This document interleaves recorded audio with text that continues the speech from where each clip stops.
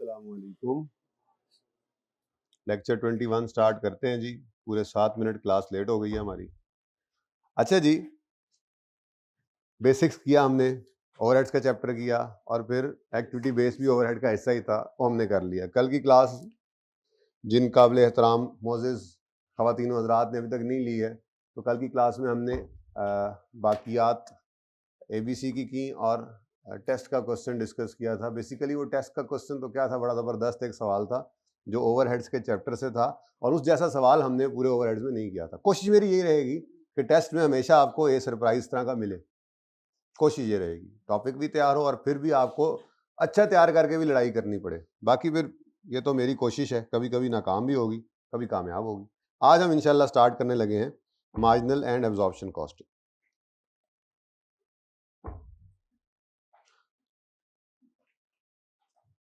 अच्छा, आई कैप की किताब के अंदर ये है चैप्टर नंबर, बताएंगे कोई कौन सा है? मैंने नोट्स में वही नंबर रखे हुए हैं, ठीक है ना। 9 10 है, 9 नहीं है, 10। मैंने वही नंबर रखा हुआ है ताकि आप जो है वो बाद में चेक करना चाहें तो जो चैप्टर का नंबर आई कैप का है वही हमारा भी हो नोट्स का, ठीक है जी। 10 है जी, 10। तुमने भी कल छुट्टी कर ली थी यार, तुमने भी, मतलब क्या लेक्चर अपलोड होना था इस वजह से? ओके, अच्छा जी। मार्जिनल और एब्जॉर्प्शन कॉस्टिंग जो है इसके अंदर थोड़ी सी डिफरेंस की बात करेंगे। एब्जॉर्प्शन कॉस्टिंग वो जो अब तक हम करते आ रहे हैं बचपन से, आपने इंट्रो में भी किया, FR1 आप जैसे कह रहे हैं पेपर दिया हुआ रिजल्ट का इंतजार कर रहे हैं, उसमें भी आपने जो अकाउंटिंग यूज की, ठीक है, जो अब तक आपने सीखी हुई है एब्जॉर्प्शन कॉस्टिंग ही थी। मार्जिनल कॉस्टिंग जो है वो हमारे CMA के अंदर ही हम जो है वो सीखते हैं और ज्यादातर डिसीजन मेकिंग में वही यूज हो रही होती है। तो कुछ डिफरेंसेस की बात कर लेते हैं जी। आप पिक्चर ले लीजिएगा अगर ज़रूरत महसूस करें तो बाद में। वैसे जो बातें मैं यहाँ लिख रहा हूँ मैंने वो नोट्स के अंदर लिख दी हुई हैं इस दफ़ा, ठीक है जी। तो मार्जिनल कॉस्टिंग और एब्जॉर्प्शन कॉस्टिंग मेन फ़र्क क्या है? सबसे पहली चीज़ जो सबसे मेन बात है वो है जनाब प्रोडक्ट की कॉस्ट। क्या चीज़ जी? प्रोडक्ट की कॉस्ट में क्या होता था, ज़रा याद करके मुझे बताएं। बेसिक्स बेसिक्स ही नहीं जान छोड़ रही है हमारी। अच्छा, बेसिक्स के साथ जो है वो ओवरहेड्स का चैप्टर भी अब बीच में जो है वो शामिल हो गया। ये बड़ी मुसीबत है जी। तो बताइए जी, बताइए प्रोडक्ट कॉस्ट के अंदर क्या कुछ होता है? Direct material, direct labour. अच्छा, यानी आप ये कहना चाह रहे हैं कि जो प्रोडक्ट कॉस्ट होती है, मैं ज़रा ऐसे सेटिंग बना रहा हूँ, प्रोडक्ट कॉस्ट जो होती है, प्रोडक्ट कॉस्ट के अंदर डायरेक्ट मटेरियल होता है, डायरेक्ट लेबर होती है और FOH होते हैं। कौन से वाले? नहीं, कौन से वाले? अच्छा, प्रोडक्शन वाले। प्रोडक्शन में कौन से वाले? नहीं, प्रोडक्शन मैन्युफैक्चरिंग एक ही होता है। प्रोडक्शन में कौन से वाले, फिक्स या वेरिएबल? ओह, तो आप इस बात पे कायम है, यानी आप ये कह रहे हैं कि प्रोडक्ट की कॉस्ट के अंदर डायरेक्ट मटेरियल की कॉस्ट होती है, डायरेक्ट लेबर की कॉस्ट होती है, वेरिएबल ओवरहेड्स की कॉस्ट होती है और फिक्स्ड ओवरहेड्स की कॉस्ट होती है। इसको डेथ पड़ी हुई है, वो स्केल नहीं, वैसे ही नहीं रवा हो रहा। हालांकि कल इसकी छुट्टी खत्म हो चुकी है, हमने कल काम भी किया है, पता नहीं आज इसको क्या हुआ। अच्छा जी, बात क्या चल रही है जी? प्रोडक्ट की कॉस्ट की। तो प्रोडक्ट कॉस्ट के अंदर बकौल आपके कोशिश ये करनी है कि आज हम थोड़ा सा इसकी बेसिक्स पढ़ के फॉर्मेट बना लें और अल्लाह करे इतना टाइम हो कि हम एक सवाल कर लें। वैसे जो सबसे पहला सवाल मैंने सिलेक्ट किया है वो शायद सबसे लेंथी सवाल है, इन द सेंस कि उसके अंदर हमने 4 महीनों का सवाल है, यानी कि 4 महीनों के 4 प्रॉफिट एंड लॉस वगैरह बनाने होंगे दोनों से, यानी 8 बन जाएंगे एक हिसाब से। है सबसे लेंथी सवाल, लेकिन सिलेक्ट इसलिए किया हुआ है कि बुनियाद बनाने के लिए वो ज़रूरी है। बहरहाल प्रोडक्ट कॉस्ट की बात हो रही थी, तो प्रोडक्ट कॉस्ट के अंदर बकौल आपके डायरेक्ट मटेरियल की कॉस्ट होती है। नजर आ रहा है आपको?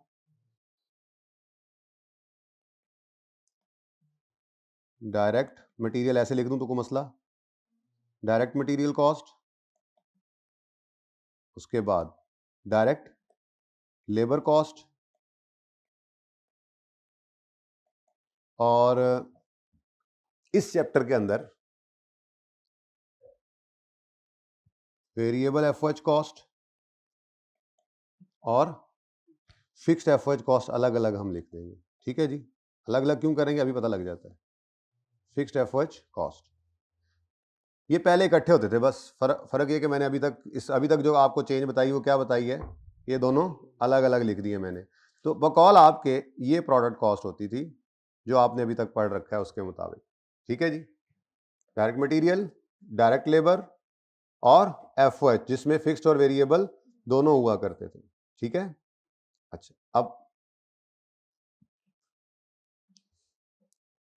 ये प्रोडक्ट कॉस्ट है।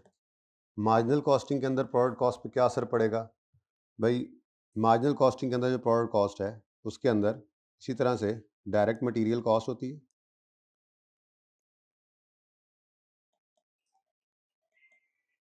बहुत अच्छे सौती हालात को खामोश फरमा लें। डायरेक्ट लेबर कॉस्ट होती है और वेरिएबल एफओएच कॉस्ट होती है। ये टाइम है तुम्हारे आने का, आगे बैठ जाओ, ऐसे की बारिश होंगी।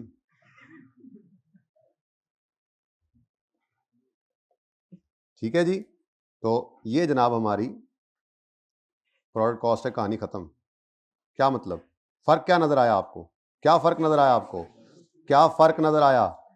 यानी प्रोडक्ट की कॉस्ट मार्जिनल कॉस्टिंग के अंदर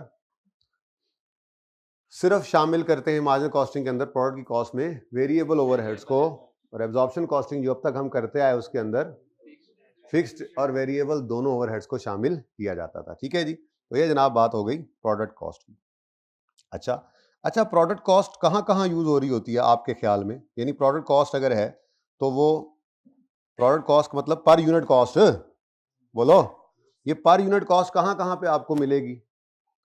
per unit cost closing stock के अंदर भी, क्लोजिंग स्टॉक की कॉस्ट जो होगी वही पर यूनिट कॉस्ट, और वो जितना स्टॉक पड़ा होगा वो कॉस्ट बन रही होगी। यानी यही प्रोडक्ट कॉस्ट ऑफ सेल का हिस्सा भी बन रही है, ये प्रोडक्ट कॉस्ट क्लोजिंग स्टॉक का हिस्सा भी बन रही है। क्या ख्याल है? ठीक है, तो प्रोडक्ट कॉस्ट जो है वो क्लोजिंग स्टॉक की कॉस्ट भी कहलाती है, वो कॉस्ट ऑफ सेल्स भी के अंदर भी वही जाती है। तो पहला फर्क जो हमने देखा वो क्या देखा जी, कि प्रोडक्ट कॉस्ट कैलकुलेशन का तरीका दोनों में क्या है, समझ में आती है बात? अच्छा, अब अगली बात, अगला सवाल ये पैदा होता है, मार्जिनल वाले फिक्स्ड एफओएच का क्या करते हैं फिर? क्या मार्जिनल कॉस्टिंग के अंदर हम फिक्स्ड कॉस्ट को कॉस्ट ही नहीं कहते? क्या मार्जिनल कॉस्टिंग के अंदर फिक्स्ड कॉस्ट नहीं, यानी फिक्स्ड कॉस्ट होती नहीं है क्या? ऐसी बात है क्लास से निकल कर ये कहोगे कि सर ने आज क्लास में ये पढ़ाया कि मार्जिनल कॉस्टिंग वाले जो है वो फिक्स्ड एफओएच को कॉस्ट ही नहीं मानते? ऐसी बात है? नहीं, ऐसी बात नहीं है, फर्क है थोड़ा सा अकाउंटिंग का। ठीक है, अब फिक्स्ड एफओएच की जो बात है, मैं जरा छाती मार लूं, ठीक है, बहरहाल फिक्स्ड एफओएच का ट्रीटमेंट क्या है जी? जो फिक्स्ड एफओएच कॉस्ट होती है उसको मार्जिनल कॉस्टिंग वाले, जो जैसे जैसे जीपी बनता था, जीपी तो खैर अब नहीं होगा, इसका नाम कंट्रीब्यूशन होता है, वो मैं भी फॉर्मेट के अंदर डाल देता हूं। बहरहाल मार्जिनल कॉस्टिंग वाले फिक्स्ड कॉस्ट को as a period cost treat करते हैं। याद है basics? Product cost period cost का फर्क याद है? पीरियड कॉस्ट वो कॉस्ट होती हैं जो नहीं, अदर देन मैन्युफैक्चरिंग तो फिक्स्ड एफओएच मैन्युफैक्चरिंग कॉस्ट नहीं होती। मैं ये कहना चाह रहा हूं कि पीरियड कॉस्ट जो है वो कॉस्ट होती है जो जिस पीरियड में इनकर हो सारी की सारी उसमें चार्ज हो जाए प्रॉफिट एंड लॉस में। अब वो कभी प्रोडक्शन कॉस्ट भी इधर आ सकती है, वो तो शुरू की बात थी। अगर बाइफरकेट करने के लिए ये बताओ जैसे प्रोडक्शन और non production, normally non production सारी की सारी क्या होती है? Period cost. लेकिन ये जो आज हमने टॉपिक शुरू किया है इसके अंदर एक प्रोडक्शन कॉस्ट भी ऐसी है, कौन सी? फिक्स्ड एफओएच की कॉस्ट, जो मार्जिनल वाले as a period cost treat करते हैं। नहीं बात समझ आ रही तो थोड़ी देर में समझ आ जाएगी जब फॉर्मेट सामने रखूंगा। पीरियड कॉस्ट का मतलब ये है जैसे सेलिंग एडमिन खर्चे जीपी के बाद माइनस होते हैं, वैसे ही फिक्स्ड एफओएच भी जिस पीरियड में इनकर हो सारे के सारे पीएनएल में चार्ज हो जाते हैं, प्रोडक्ट की कॉस्ट का तो हिस्सा बनाया नहीं। प्रोडक्ट कॉस्ट और पीरियड कॉस्ट में फर्क क्या है? पीरियड कॉस्ट वो जो जिस पीरियड में इनकर हो सारी की सारी चार्ज हो जाए प्रॉफिट एंड लॉस में। और पीरियड प्रोडक्ट कॉस्ट वो होती है जो प्रोडक्ट का हिस्सा बन जाए। अब जो चीज प्रोडक्ट का हिस्सा बनती है ना, आपने इंट्रो FAR 1 के अंदर अकाउंटिंग पढ़ी है, इंट्रो में आपको ट्रेडिंग नहीं पढ़ी है तो मैं समझा रहा हूं, जो बात मैंने समझानी बता दूंगा, ठीक है ना। आपने इंट्रो के अंदर सबसे पहले बचपन में जब P&L बनाना सीखा था तो ट्रेडिंग अकाउंट सीखा था। ट्रेडिंग अकाउंट में क्या होता था? ट्रेडिंग अकाउंट में आप कहते थे जी ओपनिंग स्टॉक फिनिश गुड्स का प्लस परचेज या production less closing stock finish goods. अब मिसाल के तौर पे 10 है, 250 है और ये 15 है, तो कॉस्ट ऑफ सेल क्या बनी जी? क्या मतलब? सेल अगर 300 हुई है तो उसमें से माइनस क्या करेंगे? इसका मतलब क्या है? जो स्टॉक क्लोजिंग में पड़ा है अभी अनबिक्ड है, बिका नहीं है, वो कॉस्ट ऑफ सेल का पार्ट नहीं बनता था। ये करते थे ना, कॉस्ट ऑफ सेल का part. Cost of sale means expense, मतलब एक्सपेंस प्रॉफिट एंड लॉस में एक्सपेंस नहीं बनाते थे, इसको निकाल के बैलेंस शीट में रख लेते थे। और अगले पीरियड के अंदर क्या होता था? ये क्लोजिंग सबसे पहले ओपनिंग बन के एक्सपेंस बनता था। इसका मतलब अच्छा, क्लोजिंग स्टॉक की कॉस्ट वो प्रोडक्ट कॉस्ट है ना। क्लोजिंग स्टॉक क्या है? मटेरियल, लेबर, ओवरहेड उसमें लगाया हुआ है, प्रोडक्ट कॉस्ट है। अब जो चीज प्रोडक्ट कॉस्ट है वो एक पीरियड से दूसरे पीरियड में मूव कर सकती है, इसलिए तो उसको प्रोडक्ट कॉस्ट कह रहे हैं। पीरियड कॉस्ट की क्या डेफिनेशन है? जो जिस पीरियड में इनकर हो चार्ज हो जाए। और प्रोडक्ट कॉस्ट की ये खासियत है कि वो चार्ज तो इस पीरियड में हुई थी, लेकिन चूंकि स्टॉक बिका नहीं था तो वो स्टॉक एसिड बना लिया हमने, इस पीरियड में एक्सपेंस नहीं बनने दिया, अगले पीरियड में जाके एक्सपेंस बना। तो ये फर्क है, थोड़ा सा वैसे बता रहा था, ठीक है ना। तो फर्क क्या है जी? क्लोजिंग स्टॉक वाली बात मैंने ये की है बेटा कि आपके 260 रुपए आपने, ये स्टॉक आपका स्टार्ट में पड़ा था, ये भी बेच दिया, ये सारा 250 भी बेच दिया, 10, 250, 260 सारे का सारा बिक गया, तो ये सारा कॉस्ट ऑफ सेल बनता है, यानी कि इस पीरियड में एक्सपेंस बन गया। Cost of sale means expense. अब अगर इसमें से कुछ स्टॉक अभी बिका नहीं है, भाई यार ये बाद में कर लेना, इस पीरियड में अगर कोई स्टॉक बिका नहीं है तो क्या उसको कॉस्ट ऑफ सेल का हिस्सा बनाएंगे? उसको यहां से माइनस कर देते थे और एसिड बना लेते थे, और अगले पीरियड में जाके वो एक्सपेंस बनता था। तो ये प्रोडक्ट कॉस्ट की खसूसियत है कि वो जिस पीरियड में इनकर हुई उस पीरियड में एक्सपेंस नहीं बनी, अगर वो बिकी नहीं थी। प्रोडक्ट बिकेगी, सेल होगी तो उसके अगेंस्ट कॉस्ट ऑफ सेल आएगी। जबकि पीरियड कॉस्ट क्या होती थी? नीचे पढ़े होते थे जीपी के बाद, selling expense, admin expense, finance cost, वो पीरियड कॉस्ट होती है। जिस पीरियड में इनकर हो उसी पीरियड में इनकर हो, उसी पीरियड के अंदर वो चार्ज हो जाती है, अगले पीरियड में कैरी नहीं होती। ये ऐसी तरह बातों में बात आ गई, मकसद ये नहीं था। मकसद तो मैं सिर्फ ये बताने लगा था कि मार्जिनल वाले क्या करते हैं, वो फिक्स्ड एफओएच को प्रोडक्ट की कॉस्ट का पार्ट नहीं बनाते, प्रोडक्ट की कॉस्ट का पार्ट नहीं बनाया इन्होंने, ठीक है। और पीरियड कॉस्ट ट्रीट करते हुए सारे का सारा जिस पीरियड में इनकर हो उसमें एक्सपेंस आउट कर देते हैं। फॉर्मेट शॉर्मेट बनाता हूं सारे, ठीक है, सही है। ये देखो ये खाना खाली है, ठीक है। तो फिर फिक्स्ड एफओएच को क्या करेंगे, ये ट्रीट करेंगे, मैं जो यहां पे लिखा है वही लिख देता हूं, treated as period cost, deduct करते हैं पीएनएल के अंदर, ठीक है, वही वाली बातें लिखी हुई हैं। और चलो वो लिख देते हैं जी, वो वहां पे लिखा हुआ है। तो क्या करते हैं जी, मार्जिनल वाले फिक्स एफओएच कॉस्ट को मार्जिनल वाले ट्रीट करते हैं treated as a period cost,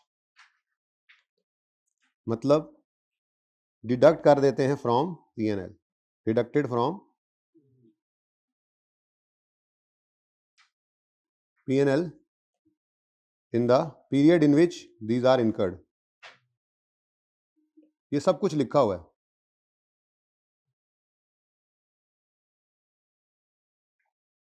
एक पॉइंट एडिशनल भी लिखा हुआ है, वो फिलहाल मैं यहाँ लिखना नहीं चाह रहा, वो अभी मेरे हिसाब से ज़रूरत नहीं है, सवाल में जब ज़रूरत पड़ेगा तो आपके नोट्स का हिस्सा मैंने बनाया हुआ है। वैसे बात वो ये लिखी हुई है कि ये ना एज अ टोटल एक्सपेंस, देखो जो एफओएच जो जीपी के बाद एक्सपेंसेस आ रहे होते थे, सेलिंग एडमिन वगैरह आप बचपन में पढ़ते थे, वो टोटल ही होते थे ना।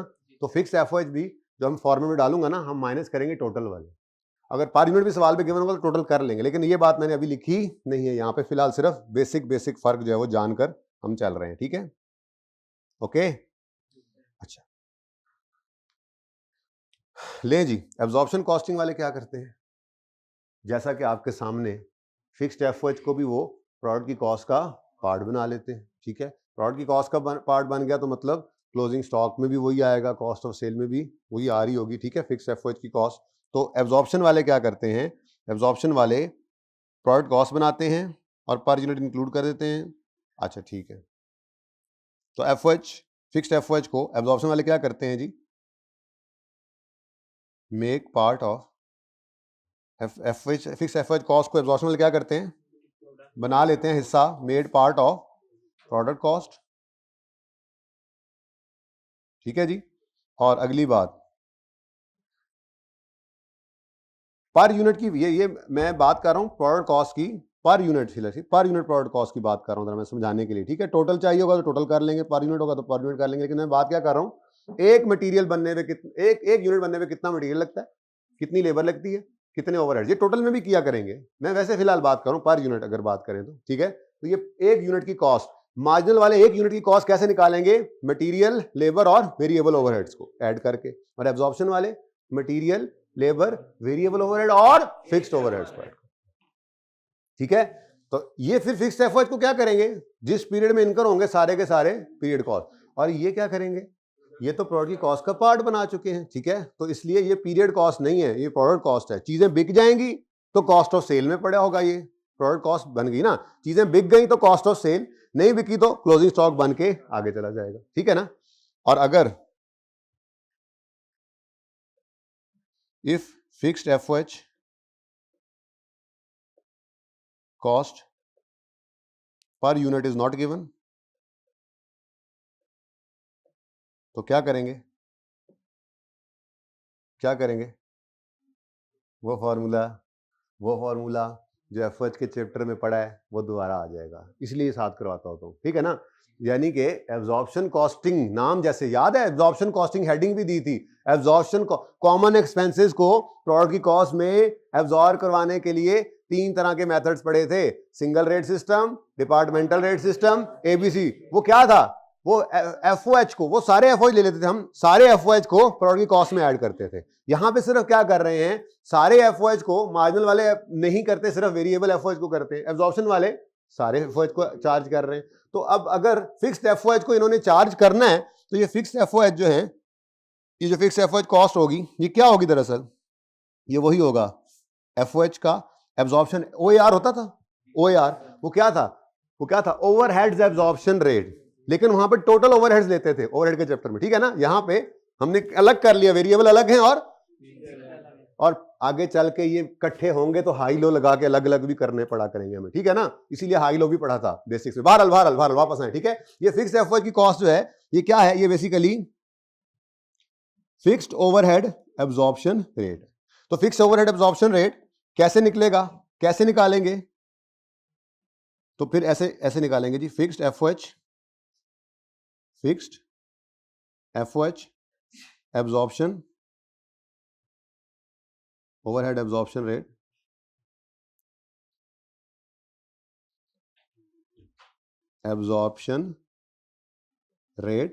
ये पर यूनिट निकलेगा ना। अब कुछ याद है कि यहां पर क्या चीज डिवाइड करते थे, क्या चीज से, बजटेड एफओएच। अब वहां पे budgeted total FOH divided by budgeted base था ना, यहां पे बजटेड टोटल फिक्स्ड एफओएच, बस इतनी सी बात है, budgeted total fixed FOH over budgeted base. ठीक है, बजटेड टोटल फिक्स्ड, आगे निकल गया काम, चलो एफओएच।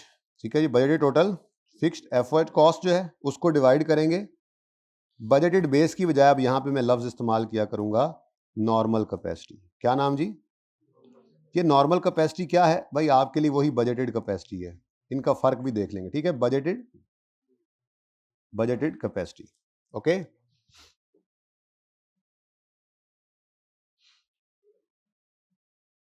चले, यहां पे मैंने क्या लिखा हुआ है, नॉर्मल कैपेसिटी लिखा हुआ है, फिलहाल बजटेड कैपेसिटी ही आप जहन में रखें। ठीक है जी, तो सही है। तो ये जनाब हमारा फॉर्मूला होगा, जरा आगे निकल गया काम माजरत के साथ, budgeted total fixed FOH cost divide by normal capacity, जिसको फिलहाल आप बजटेड कैपेसिटी भी कह सकते हैं। ठीक है, बाकी ये दोनों अलग अलग होंगी तो क्या यूज करना है, दोनों अलग नहीं होंगी तो एक होगी तो क्या करना है, ये सारा रूल के तौर पे लिखवा दूंगा, फिलहाल नहीं, अभी तो आज पहला दिन है। ठीक है जी, नहीं जी, दो फर्क हमारे सामने आ गए। पहली चीज क्या नजर आई हमें, मार्जिनल कॉस्टिंग के अंदर प्रोडक्ट की कॉस्ट में सिर्फ वेरिएबल एफओएच होंगे, एब्जॉर्प्शन वाले फिक्स्ड एफओएच को भी शामिल कर लेंगे। तो फिर मार्जिन वाले फिक्स्ड एफओएच को क्या करेंगे, as a period cost treat करेंगे। और एब्जॉर्प्शन वालों ने तो प्रोडक्ट की कॉस्ट का पार्ट आपको पता है बना ही लिया है, ठीक है। और वो कौन सा रेट होगा, ये कौन सा रेट होता है, एब्जॉर्प्शन, वही एफओएच का एब्जॉर्प्शन रेट। यानी एब्जॉर्प्शन वाला काम आ गया तो फिर आपको पता है अगला काम भी होगा। कोई बता दे, कोई बता दे, कोई बता दे।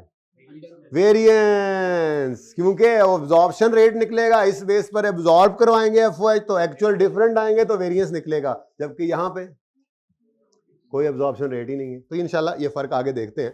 तो अगली बात कर लेते हैं जी वेरिएंस की। चले, जैसे आपने कह दिया तरतीब आगे पीछे होगी, नोट्स के अंदर मैंने जो लिखा हुआ उससे, ठीक है, तरतीब थोड़ी सी आगे पीछे हो सकती है।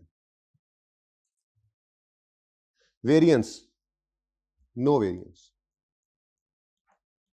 ठीक है, जबकि यहां पर वेरिएंस होगा और फिक्स्ड एफओएच का वेरिएंस होगा। वेरिएबल तो हमने अलग कर लिया ना, ठीक है, फिक्स्ड एफओएच का वेरिएंस होगा और वो फिक्स्ड एफओएच वेरिएंस उसी तरह से निकला हुआ है, देखें, एब्जॉर्ब और एक्चुअल। लेकिन कौन से, ये एफओएच कॉस्ट मैंने लिख दी, यहाँ पे लिखना है फिक्स्ड एफओएच कॉस्ट। बहरहाल चलें, आप समझदार है, कोई मसला नहीं। अब नोट्स में ये चीज रहेगी थोड़ी सी, क्योंकि ऊपर लिखा हुआ है ना, फिक्स्ड एफओएच का वेरिएंस निकालेंगे कैसे, एब्जॉर्ब्ड और एक्चुअल को, ठीक है। तो यहां मैं लिखता जा रहा हूं, फिक्स्ड एफओएच वेरिएंस आएगा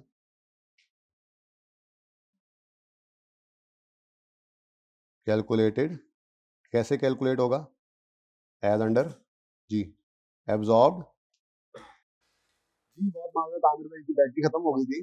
तो मैं बात ये कर रहा था कि हमने फिक्स्ड एफओएच का वेरिएंस कैसे कैलकुलेट करना है, जैसे आज तक करते थे, बस वो टोटल एफओएच का वेरिएंस होता था, यहाँ फिक्स्ड एफओएच का वेरिएंस, तो एब्जॉर्ब्ड एफओएच और एक्चुअल एफओएच, और उसी तरह से अंडर या ओवर एब्जॉर्ब निकल आएगा। अगर एब्जॉर्ब ज्यादा है एक्चुअल से तो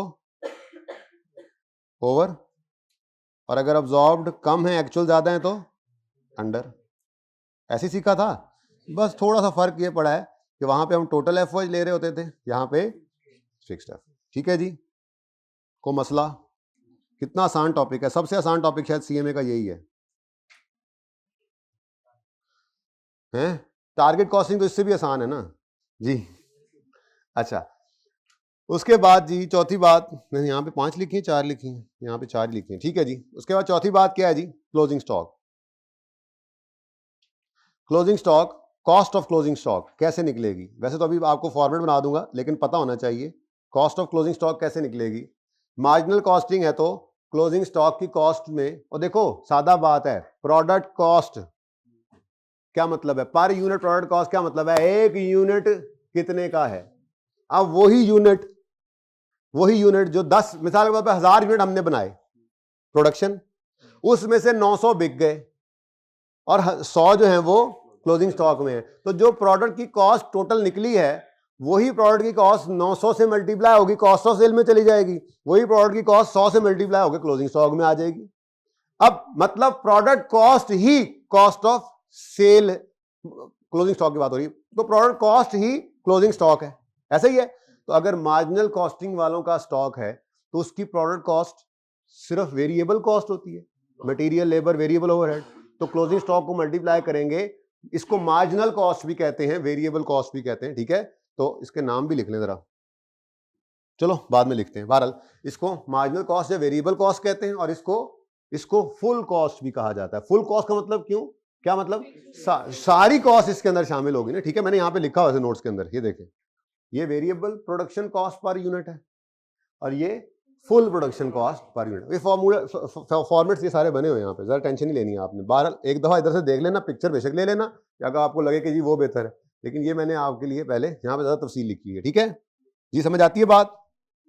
ओके, तो क्लोजिंग स्टॉक के अंदर क्या होगा जी, ये देखें, क्लोजिंग स्टॉक के अंदर क्या होगा, जरा तरतीब आगे पीछे है। फिनिश गुड्स इन्वेंट्री को वैल्यू करेंगे वेरिएबल प्रोडक्शन कॉस्ट पे, यानी कॉस्ट ऑफ क्लोजिंग स्टॉक कैसे निकलेगी, variable production cost into units of stock, और एब्जॉर्प्शन में कैसे निकलेगी, full production cost into units of stock, simple, ठीक है।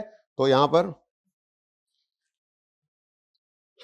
कॉस्ट ऑफ क्लोजिंग स्टॉक कैसे निकलेगी जी, वेरिएबल कॉस्ट ऑफ प्रोडक्ट या production into closing stock units, और यहां पे फुल कॉस्ट ऑफ प्रोडक्ट या प्रोडक्शन जो होगी उसको मल्टीप्लाई कर देंगे क्लोजिंग स्टॉक यूनिट्स के साथ। जी फर्क समझ आता है?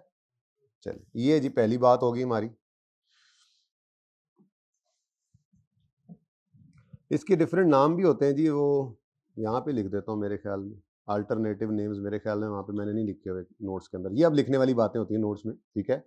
इसको आप फुल कॉस्टिंग भी कहते हैं,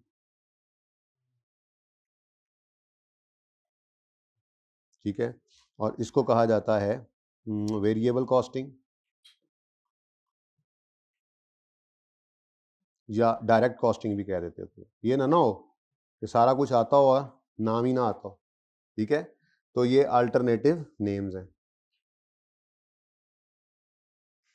एक बात और भी जहन में आ गई, वो आगे बढ़ा लेते हैं, ठीक है। यूजेस क्या क्या होते हैं ये भी बात कर लेता हूँ, फिर फॉर्मेट्स पे चलते हैं। अल्लाह करे आज पहला सवाल हो जाए, नियत तो करके आया हूँ, नहीं तो आधा हो गया ना तो आधा आपको होमवर्क भी दे भेजूंगा और कल फिर पूरा भी कर लेंगे उसको। मसला नहीं है जी। ये क्या है जी? Alternative names. तुम्हें क्या लगता है तुम किसी भी वक्त आओगे तुम समझ आ जाएगी जो हमने पढ़ लिया अभी तक? आज कौन सा सैरी करके सोए थे? शवाल के रोजे रख रहे हो? अच्छा जी, इसके यूजेस क्या हैं? आपको एक्सटर्नल रिपोर्टिंग के लिए एब्जॉर्प्शन कॉस्टिंग ही चाहिए। एक्सटर्नल रिपोर्टिंग मतलब जो फाइनेंशियल अकाउंटिंग आप करते आए हैं उसमें आप हमेशा एब्जॉर्प्शन कॉस्टिंग यूज करते आए हैं, यानी आपका जो क्लोजिंग स्टॉक वगैरह होता है वो फुल कॉस्ट पर ही पड़ा होता है। आपकी एक्सटर्नल रिपोर्टिंग, बाहर की दुनिया को आप एब्जॉर्प्शन कॉस्टिंग ही दिखाते हैं। मार्जिनल कॉस्टिंग बेसिकली मैनेजमेंट के लिए इंटरनल डिसीजन मेकिंग के अंदर ज्यादा यूज होती है। क्योंकि डिसीजन मेकिंग के लिए हम ये कहते हैं यार फिक्स कॉस्ट तो फिक्स्ड है, हमारे डिसीजन के बदलने से तो इसने बदलना नहीं है, तो इसको जरा साइड पे करो, जरा सिर्फ वेरिएबल कॉस्ट की बात कर लो। Marginal costing basically decision making के अंदर ज्यादा यूज करते हैं। एब्जॉर्प्शन कॉस्टिंग जो है वो एक्सटर्नल दुनिया के लिए। तो इसके यूजर्स या यूजेस क्या हो सकते हैं? इसको हम for external reporting,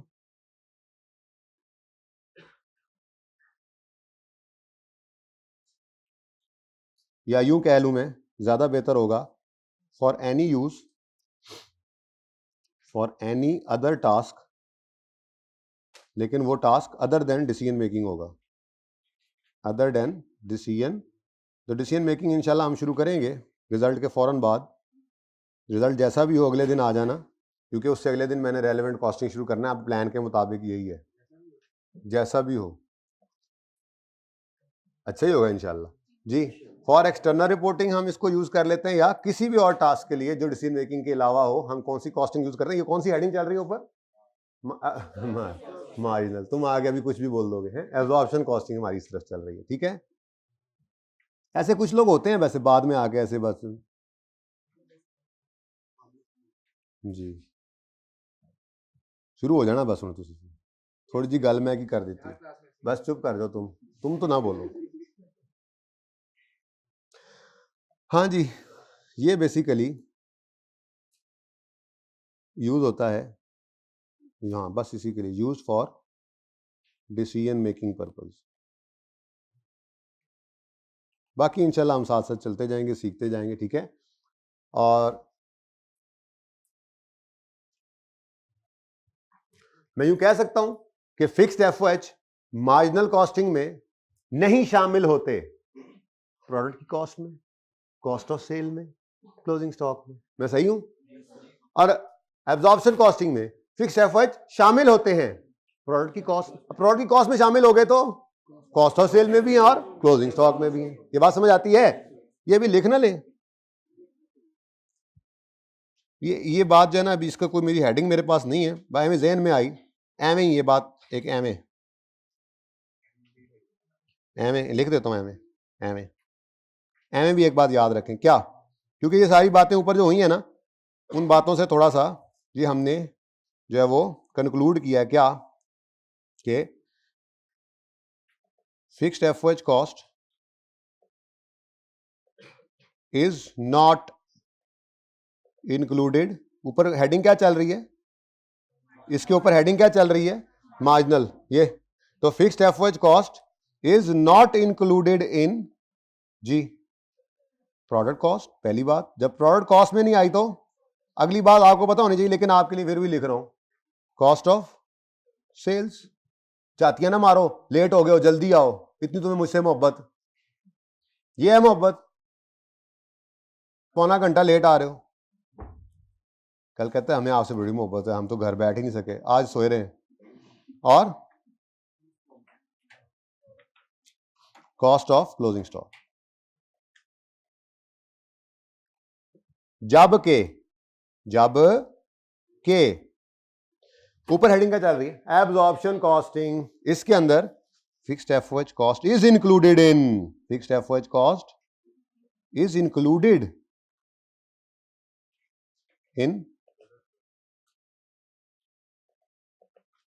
product cost भी, तो फिर प्रोडक्ट कॉस्ट में आ गई, तो जब कॉस्ट ऑफ सेल कैलकुलेट करेंगे तो कॉस्ट ऑफ सेल में तो वही जा रही होती है जो चीजें बिकी हैं उनकी कॉस्ट, कॉस्ट ऑफ बिक्ड गुड्स, सोल्ड गुड्स, ठीक है। और कॉस्ट ऑफ सेल में आने की वजह से कॉस्ट ऑफ सेल भी आ जाती है, और जाहिर सी बात है प्रोडक्ट कॉस्ट ही क्लोजिंग स्टॉक की कॉस्ट होती है, प्रोडक्ट ही पड़ी हुई है क्लोजिंग स्टॉक के अंदर। तो ये मैंने एम ही एक बात कर दी, ठीक है जी। तो जी हमने अभी तक जो पढ़ा है वो ये है, मार्जिनल और एब्जॉर्प्शन कॉस्टिंग, ये दो सिस्टम्स हैं, यूं कह लें इन्वेंट्री वैल्यूएशन के कह लें, प्रोडक्ट कॉस्टिंग के कह लें, ठीक है, प्रॉफिट कैलकुलेशन के कह लें। ये प्रॉफिट कैलकुलेशन टेक्निक्स हैं, दो डिफरेंट प्रॉफिट कैलकुलेशन टेक्निक्स हैं, जिसके अंदर एब्जॉर्प्शन कॉस्टिंग वो जो आज तक हम करते आए, इसके अंदर प्रोडक्ट कॉस्ट में क्या होता है, direct material, direct labour, variable overheads और फिक्स्ड ओवरहेड्स। ये हमने पढ़ा हुआ है बेसिक्स से, पिछले ओवरहेड्स के चैप्टर में भी पढ़ते हैं, एबीसी में भी। जब प्रोडक्ट कॉस्ट निकालनी होती थी तो डायरेक्ट मटेरियल, डायरेक्ट लेबर और FOH cost, direct material cost, direct labour cost और एफओएच कॉस्ट लेते थे। एफओएच के अंदर फिक्स और वेरिएबल, मैंने अर्ज किया क्लास के स्टार्ट में, लेट आने वालों, फिक्स और वेरिएबल दोनों लिया करते थे। यहां पे भी दोनों ही हैं, लेकिन उनको जरा अलग अलग करके हम प्रेजेंट कर रहे हैं। ये क्या है प्रोडक्ट की कॉस्ट, पुरानी अकाउंटिंग जो करते आ रहे हैं, क्या है प्रोडक्ट की cost, direct material, direct labour और एफओएच की कॉस्ट, वेरिएबल भी और फिक्स्ड भी, ठीक है। नया सिस्टम जो आया मार्जिनल कॉस्टिंग, इसके अंदर प्रोडक्ट की कॉस्ट के अंदर डायरेक्ट मटेरियल, डायरेक्ट लेबर और वेरिएबल एफओएच होते हैं, फिक्स्ड एफओएच को प्रोडक्ट की कॉस्ट का पार्ट नहीं बनाया जाता। अब फिक्स्ड एफओएच कहां गए, फिर मार्जिनल वाले कहते हैं कि हम उनको as a period cost treat करेंगे, जिस पीरियड में इनकर हुए सारे के सारे पीएनएल में चार्ज हो जाएंगे, ठीक है। जबकि एब्जॉर्प्शन वालों ने फिक्स्ड एफओएच को क्या कर दिया है, प्रोडक्ट की कॉस्ट का पार्ट बना दिया। तो प्रोडक्ट की कॉस्ट का जब पार्ट बन जाते हैं तो फिर ये पीरियड कॉस्ट नहीं रहते, ये प्रोडक्ट के साथ जुड़ जाते हैं। प्रोडक्ट के साथ जुड़ जाते हैं तो अगर प्रोडक्ट इस पीरियड में बिक गई, सोल्ड, तो फिर कॉस्ट ऑफ सेल का हिस्सा बन के प्रॉफिट एंड लॉस में चार्ज हो जाएंगे। और अगर ये अनबिक्ड हुए, अनसोल्ड हुए, तो क्लोजिंग स्टॉक का हिस्सा बन के अगले पीरियड में मूव कर जाएंगे। ये है प्रोडक्ट कॉस्ट, ठीक है। और पीरियड कॉस्ट क्या होती है, जिस पीरियड में इनकर हो सारी चार्ज हो जाए, ठीक है। ये दोनों में अब ये तो पीरियड कॉस्ट के तौर पे ट्रीट करते हैं और पीएनएल में से डिडक्ट कर लेते हैं जिस पीरियड में इनकर हो, ये प्रोडक्ट कॉस्ट का हिस्सा बना लेते हैं। और कैसे निकालते हैं, अगेन वही स्टार्ट ऑफ द पीरियड खड़े होकर एक एब्जॉर्प्शन रेट निकाल, प्री डिटरमिन्ड एब्जॉर्प्शन रेट निकाला जाता है। लेकिन अब अलग किसको कर लिया है, फिक्स्ड एफओएच, तो ये फिक्स्ड ओएआर निकलेगा, बस यहां पे इतना सा फर्क। नहीं गिवन होगा तो कैसे निकालेंगे, budgeted total FOH cost, budgeted total fixed FOH cost divided by normal capacity, जिसको बजटेड कैपेसिटी कह लें आप। फिलहाल ये दोनों अलग होंगे तो देखेंगे क्या होता है, फिलहाल तो रूल के तौर पे अभी कुछ नहीं लिखवा रहा जी। बेटा नहीं भी होगी तो हम करेंगे, हमें हाई लो मेथड भी आता है और भी तरीके इंशाल्लाह पढ़ेंगे हम, ठीक है। यही तो सारी सीएमए के अंदर लड़ाई चलनी है हमारी। बेटा उसका ओएआर निकालना पड़ा तो निकाल लेंगे, ये तो देखेंगे सवालों के अंदर, बहुत कुछ होगा। अभी तो डिसीजन मेकिंग में पहुंचे तो सही, सब कुछ करेंगे हम इंशाल्लाह, ठीक है। तो जो बेसिक्स के अंदर सीखा है वो सारी सीएमए में ऐसे नहीं चलना। अगर एफओएच इकट्ठे दे देगा, ये दोनों सिस्टम्स हैं, तो अब आपको पता है कि इन्होंने वेरिएबल लेने हैं, फिक्स नहीं लेने, इन्होंने दोनों लेने हैं, तो हमें अलग अलग करने पड़ेंगे। वो अलग करने के लिए दो तरीके सीखे थे, बल्कि यूं कहना चाहिए तीन तरीके, चलो दो तरीके ही सीखे थे बहरहाल। बल्कि बाइफरकेट करने के लिए तो हाई लो ही था, बाकी तो पहचान के लिए थे कि वॉल्यूम देखकर पहचानेंगे कौन सी कॉस्ट है, और नाम से पहचानेंगे। हाँ, अगर सेमी वेरिएबल कॉस्ट हो तो उसको बांटने का सीएमए के अंदर एक ही, वैसे हैं एक दो और टेक्निक्स भी वो आप स्टैटिस्टिक्स के अंदर शायद पढ़ के आए हो, लीनियर रिग्रेशन हो गया, इस तरह से एक दो और टेक्निक्स भी हैं, लेकिन सीएमए के अंदर सिर्फ हाई लो मेथड ही यूज होता है, ठीक है ना। तो अगर इकट्ठा होगा हम अलग करेंगे, कैसे करेंगे देखेंगे, वैसे पता है हमें हाई लो मेथड से, ठीक है। अच्छा लो जी, यहां तक बात हो गई। अब वेरिएंस एनालिसिस थोड़ा सा देखा था हमने, वैसे तो पूरा चैप्टर है वेरिएंस एनालिसिस का, हम इंशाल्लाह पढ़ेंगे आखिरी महीने में, उसके ऊपर 10 से 11-12 दिन लग जाते हैं, ठीक है। स्टैंडर्ड कॉस्टिंग और वेरिएंस एनालिसिस बड़ा इंपॉर्टेंट, हर अटेम्प्ट में उसमें से सवाल आता है लाजमी, ठीक है। तो वो तो खैर पढ़ना ही है, लेकिन वहां पर ये फिक्स एफओएच भी आ रहे होंगे, वेरिएबल एफ, ये इनके वेरिएंस भी वहां पर आ जाएंगे, लेकिन साथ साथ भी पढ़ते जा रहे हैं, ठीक है ना। तो क्या वेरिएंस आएगा मार्जिनल कॉस्टिंग में? हाथ मेरा एब्जॉर्प्शन पे है सर, आप हाथ आपका एब्जॉर्प्शन पे आप पूछ मार्जिनल रहे हैं जी, मार्जिनल कॉस्टिंग में वेरिएंस आएगा? सॉरी हाथ इधर रह गया था जी, नहीं आएगा। क्यों? क्योंकि फिक्स्ड एफओएच जो है वो एक्चुअल फिक्स्ड एफओएच लेते हैं हम यहाँ पे, मैं अभी फॉर्मेट के अंदर लिख देता हूं, एक्चुअल फिक्स्ड एफओएच को पीरियड कॉस्ट में आते हैं, तो फिर कोई वेरिएंस आएगी। लेकिन यहां पे चूंकि हमने ओएआर निकाला, उसकी बेस पे एब्जॉर्प्शन की, और पीरियड एंड पे वही वाला मसला आया, एक्चुअल अलग थे एब्जॉर्ब्ड अलग थे, तो वेरिएंस है। कॉस्ट ऑफ क्लोजिंग स्टॉक कैसे निकलेगी? क्लोजिंग स्टॉक सिर्फ वेरिएबल कॉस्ट ऑफ प्रोडक्ट पर मुश्तमिल होगी, और यहां पे फुल कॉस्ट। अल्टरनेटिव नेम्स लिख दिया आपके लिए, कुछ यूजेस बता दिए, और फिक्स्ड एफओएच के बारे में वैसे जरा एक अहम ही बात कर दी, ठीक है।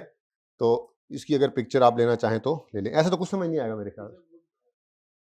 आधे पचद्दा कर लेते हैं, ये ऐसे कर ले, लिखा हुआ है जो एंड वाले दो हैं बस वो नहीं लिखे हुए। अगर कोई पिक्चर लेना चाहें तो वो ले लें, ताकि हम फॉर्मेट से मूव करें।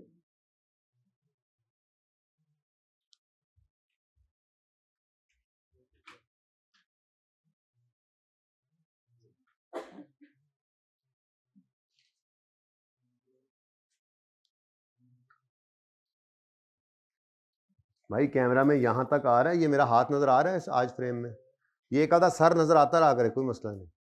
वो अभी जो लेट आया भाई, इसका सर नजर आ रहा होगा, है वैसे तो जितना वो लेट आया आज। अच्छा जी,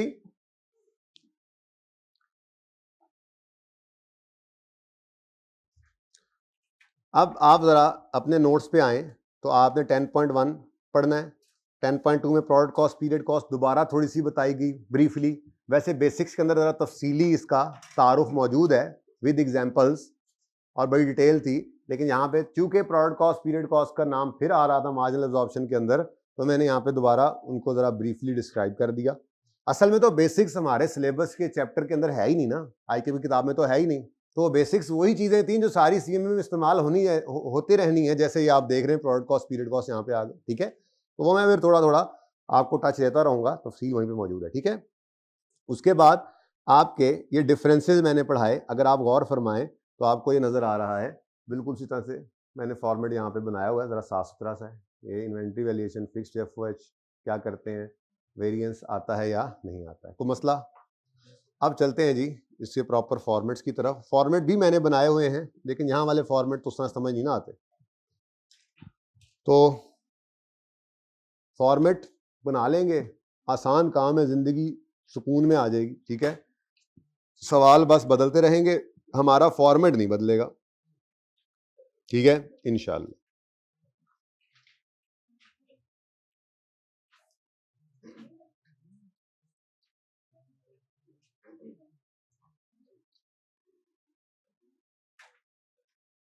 जी बेटा, एसी तेज करवा दो। नहीं ऊपर करवा दें यार, मैनू गर्मी लग रही है। सीधी हवा उन्होंने रखी है, मैंने तो पसीना ही आना ना, ऊपर करें। जिधर एफर्ट्स लग रही है ना ज्यादा है, तो वेले बैठे हैं सारे, वेले निकम्मे बैठ के पढ़ रहे हैं, आप भी तो बैठ के पढ़ा रहे हैं। अच्छा जी, वैसे तो पहला सवाल भी मैंने जो है ना वो इस पे ही करना है, वो लेंथी वाला सवाल। उसकी वजह ये है कि एक तो ये फॉर्मेट जब जब जरूरत पड़ेगा तब देखते रहेंगे, और फिर चलो एक सवाल भी कम से कम यहाँ पे आ जाए, फिर कल से इंशाल्लाह हम बाकी सवाल व्हाइट बोर्ड पे करते रहेंगे, ठीक है भाई। इसको जरा मेरी तरफ कर दीजिएगा। अच्छा जी, हम बनाने लगे हैं जी प्रॉफिट स्टेटमेंट अंडर मार्जिनल और एब्जॉर्प्शन। मैं ना वैसे हमेशा पहले एब्जॉर्प्शन किया करूंगा सवालों में, फिर मार्जिनल, तो फॉर्मेट में भी पहले वही रख दूं, पहले एब्जॉर्प्शन रख लूं, ठीक है ना। वैसे मैंने असल में चूंकि नाम इस तरह से था, वो माजरत मैं मार्जिनल एब्जॉर्प्शन नहीं करता, कि यहाँ पे भी मैंने ऐसे ही किया हुआ है। यहाँ पे तो फॉर्मेट भी मार्जिनल एब्जॉर्प्शन के इसी तरह से ही, पहले मार्जिनल फिर एब्जॉर्प्शन, लेकिन अब छोड़ो इसको, फॉर्मेट ही है ना, ठीक है। मैं आप चूंकि मैंने क्लास के अंदर पहले हमेशा एब्जॉर्प्शन बनाना है, इसलिए मैं पहले वही बना रहा हूँ। शुरू कर दें, चलो। प्रॉफिट स्टेटमेंट हम बनाएंगे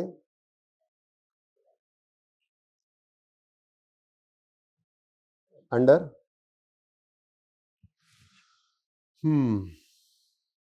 एब्जॉर्प्शन कॉस्टिंग,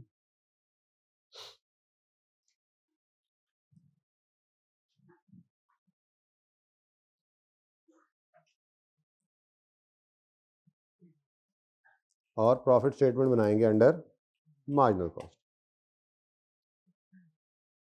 फर्क समझ आ जाए ना, मसला कोई नहीं होता।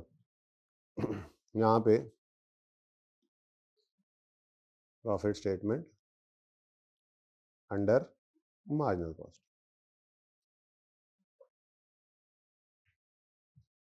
बहुत आसान टॉपिक है। प्रॉफिट स्टेटमेंट बनवा लेता है, और कभी कभी दोनों प्रॉफिट्स में डिफरेंस होता है, होता है मतलब तकरीबन हमेशा ही होता है। क्यों होता है जरा बता सकता है कोई बच्चा? मतलब सादा बात कर लें अगर, तो क्लोजिंग स्टॉक जो दोनों में डिफरेंस है, एक के क्लोजिंग स्टॉक में सिर्फ वेरिएबल कॉस्ट है, दूसरे के क्लोजिंग स्टॉक में फुल कॉस्ट है। जब क्लोजिंग स्टॉक फर्क तो प्रॉफिट भी फर्क, पक्की बात है, क्लोजिंग स्टॉक और प्रॉफिट का रिलेशन डायरेक्ट है ना। अच्छा चले, अच्छा जी, एब्जॉर्प्शन कॉस्टिंग वही पुराना तरीका, वारदात सेल्स लेस करेंगे इसमें से कॉस्ट ऑफ सेल्स, ये हम निकालेंगे आज इंशाल्लाह। वर्किंग नंबर 1 अभी करते हैं, ठीक है जी। और हम पहुंच जाएंगे ग्रॉस प्रॉफिट में। ग्रॉस प्रॉफिट में से हम लेस करेंगे क्या? सेलिंग एडमिन, जिनको उर्फ आम में ऑपरेटिंग कॉस्ट कहा जाता है, ऑपरेटिंग एक्सपेंसेस, ऑपरेटिंग कॉस्ट। तो ऑपरेटिंग एक्सपेंसेस जो हैं, इनमें मशहूर ज़माना सेलिंग मार्केटिंग एक्सपेंसेस है, ठीक है, और एडमिन है, ठीक है।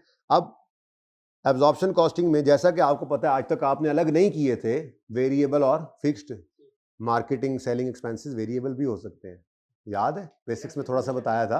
नहीं तो कोई मसला नहीं, अभी आगे इंशाल्लाह जिंदगी सारी भरी पड़ी है आपकी इस वेरिएबल कॉस्ट। सेलिंग अक्सर आया करेगी सवालों में।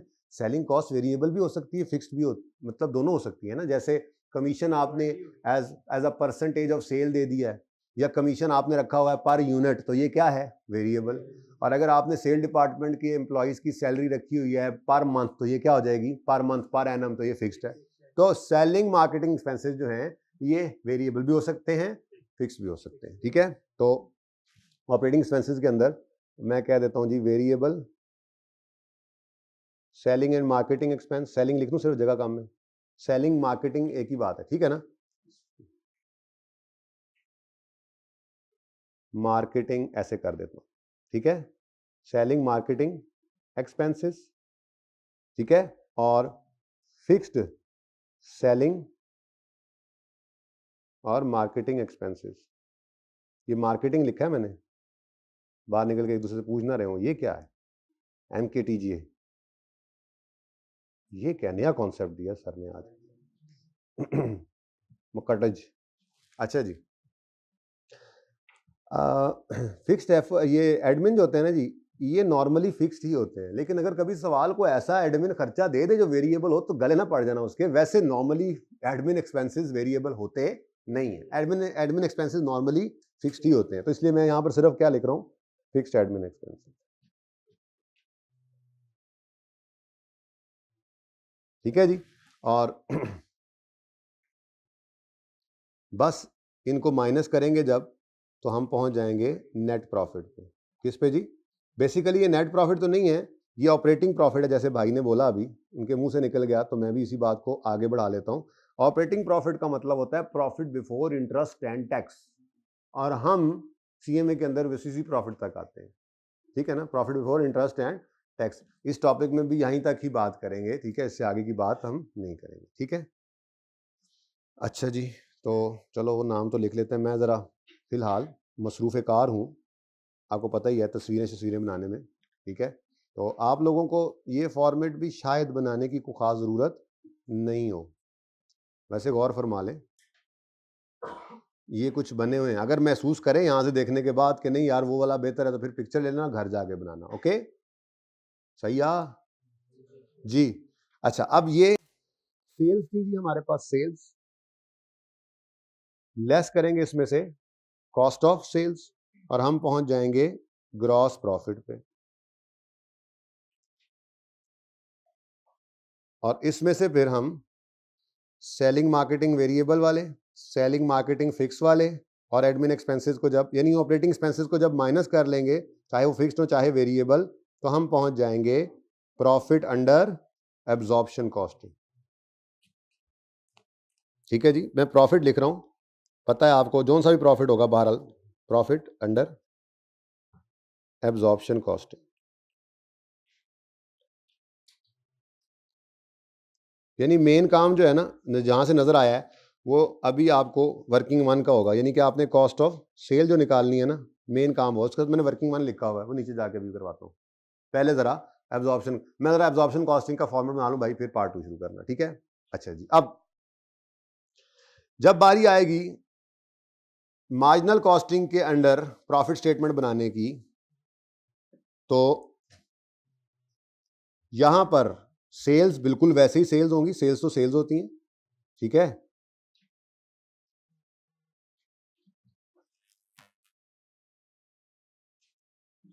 तो सेल्स आएंगी, लेकिन इन सेल्स में से हमने जो कॉस्ट ऑफ सेल्स माइनस करनी है, वो सिर्फ वेरिएबल कॉस्ट ऑफ सेल होगी। देखो ना, जरा थोड़ा सा माजरत जरा इधर उधर हो गया है जी, क्योंकि मैंने इसलिए ये पहले कर दिया कि हर सवाल मैंने पहले बनाना ही है, इसलिए मैंने क्योंकि इसका फायदा ये है कि मैक्सिमम ज़्यादा चीज़ें यहाँ से हमें मिल जाती हैं।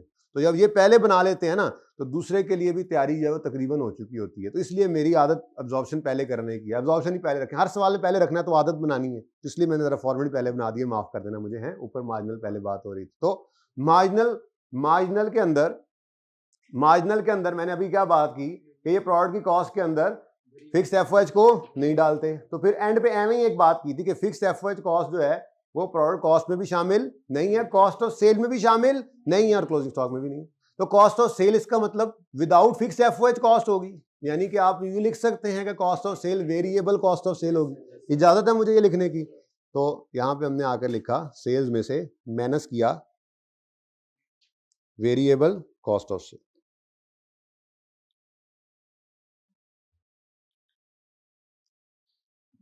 अच्छा, variable cost of sale working अलग से भी हो सकती है, लेकिन आज चलो एक ही कर लेंगे, आमने सामने में ज़रा फॉर्मेट बनाऊंगा ना।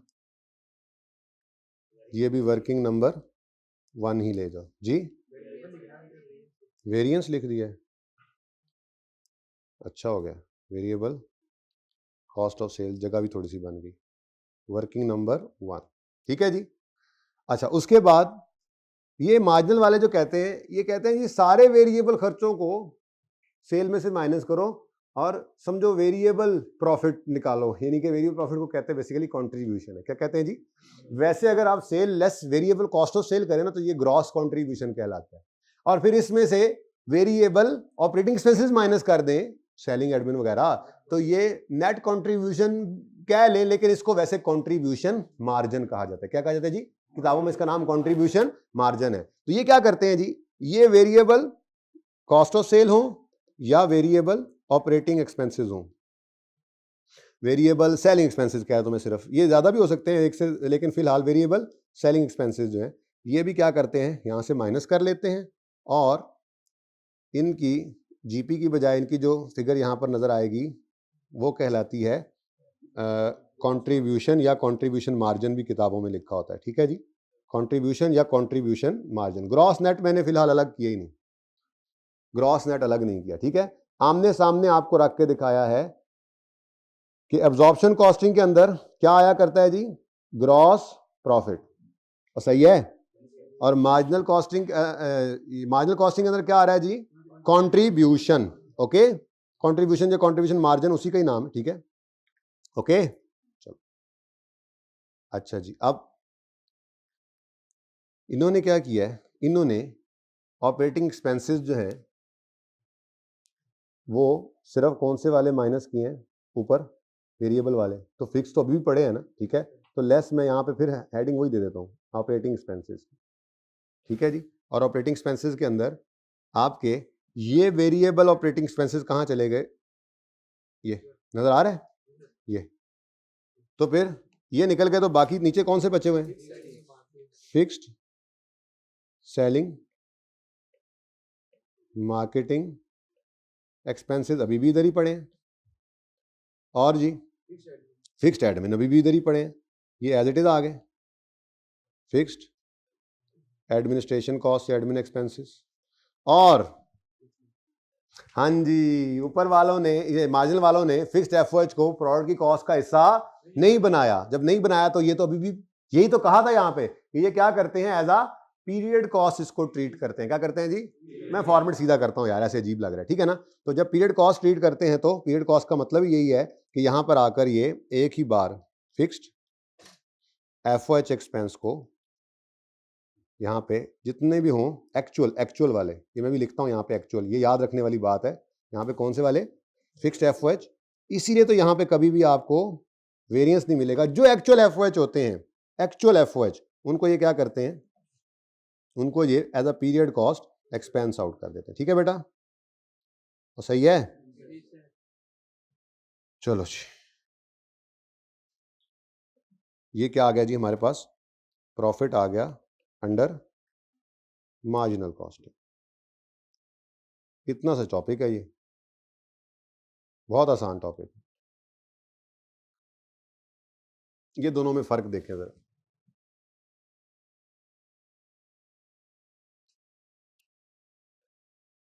ये चीज में ज़हन में आ रही थी कि करूंगा, लेकिन चले नहीं आ रही है जी बच्चों।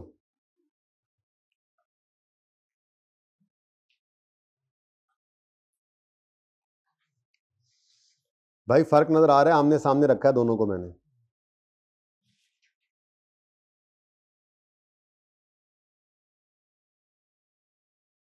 बिल्कुल आमने सामने कोशिश कर रहा हूं मैं आ जाए, लेकिन उस तरह से आ नहीं रहे बिल्कुल आमने सामने, ठीक है जी। चले, अच्छा जी, अब मामला कहां पे आके फंस गया है, कॉस्ट ऑफ सेल निकला है, वरना बाकी तो सारी चीजें अब आपके सामने ही है, ठीक है। पार्ट 2 स्टार्ट कर देंगे।